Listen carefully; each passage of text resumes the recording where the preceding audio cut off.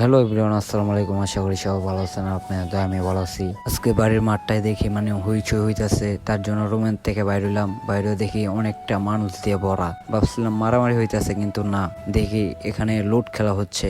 আবার সেই লুট খেলা, বুঝছেন, তার মতন কি করব দেখতে এসে পড়লাম জানি কার কার খেলা। এখানে আপনাদের লুট খেলা শুরু হয়ে গেছে, তার জন্য আপনাদের জুম করে দেখাইতেছি জানি। আর এই যে এই গুড্ডিটা হলো লাল গুড্ডি, লাল পাখি। আর এই সাইডে যেটা আছে এটা হলো কালা পাখি। কালাটা হলো আমাদের মল্লিক পাড়া, যেখানে আমি ভাড়া থাকি সেখানে।